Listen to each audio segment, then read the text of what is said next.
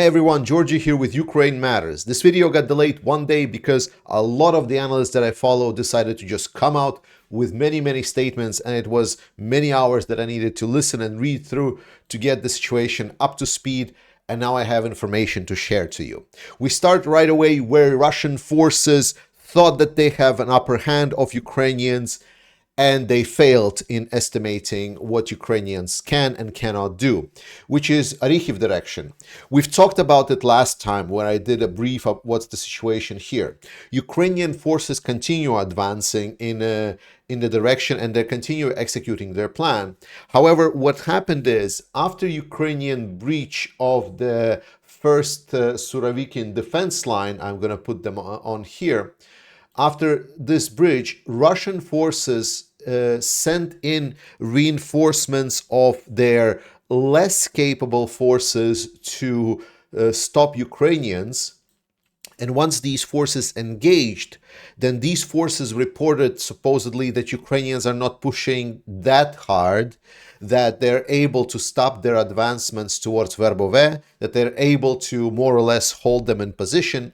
And that gave Russian command somewhat twisted perspective of Ukrainian capabilities. So it seems that what they assumed was that because Ukrainians are not putting as expected resistance to the forces that the Russians sent in this area, then this is a great moment to strike them. And they did exactly that.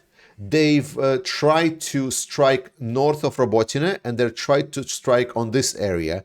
And people ask, well, aren't there minefields? Yes, but Russian know where the minefields are. That's obvious because they put them there. So if they will attack, they know where exactly they can attack. And what they did is they miscalculated. They miscalculated significantly because Ukrainians, what I've told for months and months, they know how Russians are acting. They know their doctrine. So Ukrainians were actually expecting this attack on the sides. So when the Russian sent, they actually sent two, what is it in English, I guess, divisions? They sent two divisions. And again, they are not fully, important to know. When we're talking about Russian units, these units have been fighting for quite a long time, so they are not fully complected. So there is always not a full set of personnel. We can say that roughly it's 60 to 70% that they have equipment or personnel within those battle units. So in this case, it was two VDV divisions. I believe it was the 7th and 76th, if I'm not wrong, but don't quote me on that. It doesn't really matter. The point is, Ukrainians already targeted the area where they're going to come. They were preparing for it. And as these forces came in, Ukrainians just counter-attacked into them. They met them with open arms, and they suffered pretty awful losses. They haven't advanced a meter since, and since then they have realized that they don't have the strength to cut Russian losses, not the cut Russians, but cut Ukrainian forces from this axis right here. To put you an example, what they did after that is, if you remember at the start of the war, Russians wanted to cut Ukraine kind of like this. Then they trimmed their expectations a bit, so they tried to cut it like this, then like this, then like this, and then remember it ended up around Bakhmut. And the same kind of happened here. So when they started attacking and then they got their faces caved in, at that moment, the Russians understood as like, okay, this is not really going well. So instead, they focused their attacks not in this area, but actually north of Verbove. So they're trying to attack kind of along the trenches and maybe in this area right over here. So that is one area. And here, instead of attacking in this area right here from Kopany, they're attacking also from Kopany, but they're attacking more towards Robotine, and they're trying to contest Robotine. Now, Russian counterattacks are continuing. They still, remember, what Russia still has a lot is manpower. They have quite a lot of manpower. Well, let's put it this way. The way Russia's fighting the war, any other army would already surrender. So when we're saying Russia has enough manpower, we already understand that Russia will exhaust their manpower until they break. right? No normal army would do that. No normal army would just blindly counterattack into enemy-held fortifications, even despite the enemy has taken these fortifications just recently. But they have the capability. Anyway, Ukrainians are advancing. Russians understood that it wasn't a really great idea. They underestimated Ukrainians in this area, and to extrapolate these small gains to a whole front line, we're going to again evaluate how Ukrainians did during the summer campaign at the end of September. But right now, what we need to understand is that Ukraine is not doing big maneuver. It's not a maneuver warfare. It's a warfare with small groups that Ukrainians are conducting. And this warfare, small groups, is incremental. And it doesn't, in a scale of this war, it doesn't cost as much human lives and resources on attacking side as it would if it would be like a big breakthrough moment. So Ukrainians have the power to go on like this still. They still have reserves, and because of their approach, it's hard to estimate those reserves. As we can see, even Russians, they thought that, hey, we stopped Ukrainians because they slowed down, and it turned out Ukrainians were just expecting the counterattack, and they met them. But important to know here is that Ukrainians still have reserves and power in those reserves. And most importantly, they still have the ammunition and mechanized units. But we're going to talk about this a little bit later. Finally, I'm repeating this a lot, but I'm going to repeat this again. To people saying that this goes slow, that is not the objective evaluation point. It's not the point. Because look at this. If you sit in a car right over here and you just ride along the road to Melitopol and then towards the south, you can reach the southern shore. Let's take this highway to Tokmak and then go to Berdyansk, for example. You can reach Berdyansk from Robotyne in like 4 hours, even less maybe, without driving super fast. The point is, if there is no one defending this road, then it can be captured within a couple of days, this breakthrough to the front line. The problem is the manpower. The problem is the people. That is what we need to understand and always keep in mind. What we need to understand is what's the situation Ukraine is. Are there breakthroughs under threat? Have they exhausted? And the answer to, for example, breakthroughs isn't being flanked. We see that Ukraine is worrying about it, so they're preparing it. Now, are they exhausted? Well, the evaluation for that is, are they increasing their territory gain? Are they moving forward in a position?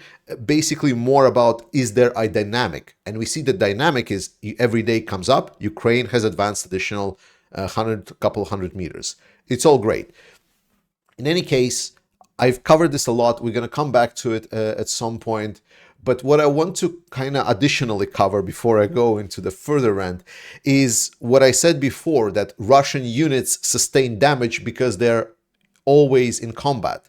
So when I said that there was like the majority of Russian brigade encircled and destroyed in Andriivka, some people thought that what that means is that there was a full brigade that sustained 0 casualties, and it was actually just a full number that was on paper that just crammed themselves into that village, and then it just went around. No, that's not what it is.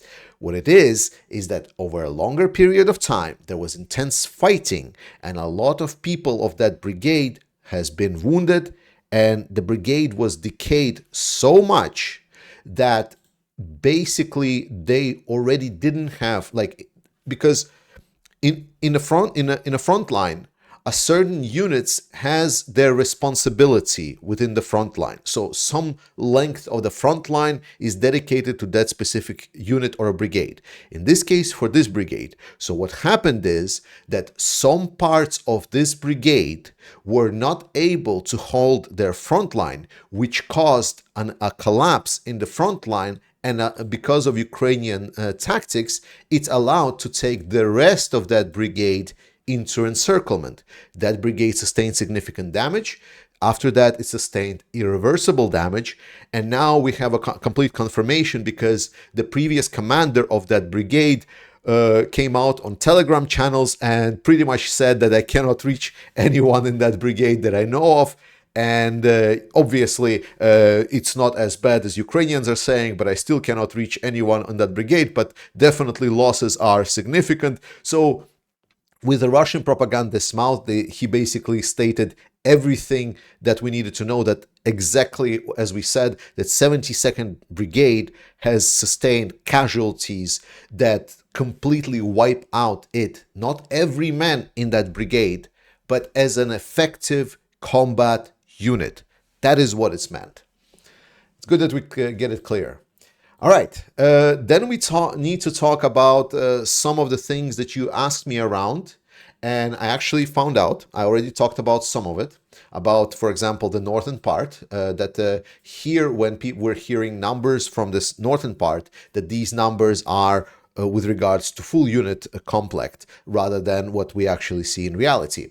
Another question was, when Ukraine is firing Neptune missiles, remember the ones that sunk Moscow, can these missiles be attached as airframes? And the answer is yes, they can. They actually are quite capable, and they were initially developed to be air-based missiles. So yes, Ukraine can put their missiles on their airframes. So Neptune missiles is a go. And then the obvious thing that I really wanted to talk about is slow deliveries, and that I am a little bit frustrated about Western allies not supplying Ukraine in the same tempo that they did at the start of the year, because we saw an increase. We saw dedication of giving now tanks. We're giving infantry fighting vehicles. Nothing is stopping the allies to again start new training programs. Now, one of these like 31 Abrams tanks are now finished and going to Ukraine, as we just heard from the recent Ramstein meeting. But why is the next group not starting? That is the question, right? Why is it still not going on as a clockwork? Because we are not having a shortage of vehicles. And more important comment was made by some of the Ukrainian or ex-Ukrainian units. They're saying, well, if you don't want to give us some kind of high tech, some kind of big vehicles or something, then at least can you give us maybe M113s, still more of them? Because there is more of them available. And it's not that you're going to be using a lot of them. And that's a valid perspective. There are plenty of old stuff that Ukraine can just be getting, and it would be very helpful for Ukraine to get it. But obviously we know why Ukraine is not getting everything yet, because reasons. There's a lot of reasons. You can write them and comment what you think the reasons are. It's very, very helpful to have that conversation. However, as with my critique, it was completely mistimed, because we just recently had the Ramstein meeting, at which we heard many, many pledges for additional supplies for Ukraine. I wanna underline and specifically call out Germany for dedicating quite a lot. Their package is quite large. So big thanks to Germany. And Germany has fixed itself for a while now. They still have like some kind of a flashbacks, a little bit like this, how do you say, like this humiliation fetish, a little bit leftovers in the fact that they're not supplying Taurus missiles yet, but hopefully they will do it as soon as there's going to be a decision for ATACMS from US. I believe it's the same dancing game as we saw with Abrams and Leopard tanks. So we would look forward for that. But Ramstein meeting has been, it's still ongoing. I believe it's a multi-day event. But right now we already know pledges of specific additional deliveries to Ukraine. And more importantly, again, many countries are pledging long-term support for Ukraine. This is great. Long-term support, how it materializes. Long-term support materializes in additional investment into local production of ammunition, into factories. So a country that supplies Ukraine with ammunition says to their local producers of ammunition, could you please produce more ammo? Then the supplier of ammunition says, we are working at our production facility capacity. If you want us to produce more shells, for example, then we would need to expand our factory. To do that, that means if Ukrainian war ends in 1, 2, 3 years, then we would have incurred a lot of costs to expand that factory. And after that, we would have assets that we would have to sell out, which would be a problem because we invested and it didn't pay off. So instead, they're saying we will do it if you supply us with long-term guarantees for procurement contracts. So once there is a contract signed with local producers, it's great. And I want to here fight the tankies, the America bad crowd, because they see for some reason the weapon producing sector of economy as something really bad, which is quite silly, because in the West we have severely underestimated the challenges of the military, and we overtook on the peace dividends. So we are in debt, so-called, like you can compare it to some kind of technological debts, except this is a military debt. Our militaries needed to be at this level, but it turned out we're at this level. So not only we need to support Ukraine, obviously, because it's in our interest, but also it's in our own personal interest as just people living in our Western countries, is to make sure that our Western countries are supplied with enough ammunition, with enough firepower, with enough equipment, so we can defend ourselves. Because we thought we were here, but it turned out we are actually very, very much here. So that means having more military sector production is just going to benefit all of our countries, and it's going to benefit our safety in the world, and it's going to benefit democracy in the long run, because democracy thrives when democracies have big guns. And I love democracies with big guns. But if we're talking about more positive things, then I've listened, as I said, to a couple of analysts, and they've stated certain things that is important to understand about Russian military, especially if we're talking about what kind of state it is. Because despite whatever pro-Russian crowd is telling you about how great Russian military is doing, how well their mobilization effort could still bring a lot of people, what we see in reality is that Russian military is degrading. One of the biggest critique, not a critique, like a very mind of an analyst that I listened to, that was very critical of Ukrainian gains, as he was saying about Kharkiv operation and Kherson operation, when he was saying, yes, it's good that you captured territory, but you are not destroying Russian military. You are not destroying the Russian capability. So while you did push Russian military out, you are not degrading your enemy. And a long term, that means you're just going to continue the war. To win the war, he always said, you need to degrade your enemy. So he's not a very frequent speaker, so I was very happy to hear him talk about that. He finally sees that Ukrainians are conducting a very dedicated effort in degradation of Russian military, and it's already starting to pay off. He noted that there was recently an event where there was like a 10 T-55 tanks that were presented to a unit, and it was presented as this was newly trained units. And the interesting part is that this unit has been operational for a good amount of years. These people that received these tanks, they were mobilized a year ago. So they were only now fully bunched up and trained and put together in tanks, even T-55s, and only delivered to Frontline. That means that the capacity of Russian military to either produce equipment, to supply fresh equipment, is severely lacking behind. And the quality of that equipment, again, is questionable. And as the time goes on, we already say that Ukraine, on some directions, have an advantage in artillery. Russian military is still large. This is something we need to understand. This doesn't mean that in any day now Russian military is going to fall apart. No, what that means is that we will we started to see, we crossed the threshold after which Russian rate of supply, even with help from Iran and even with help from North Korea, is significantly lacking behind their attrition rate. And now people that actually understand a thing or two about this, they're saying that yes, this is now obvious. Would it take then additional 3 years for Ukraine to completely degrade Russian military? Yes, potentially, and that's why he's saying it's important for Ukraine to receive more capability, because Ukraine already is noticeably winning a long-term war.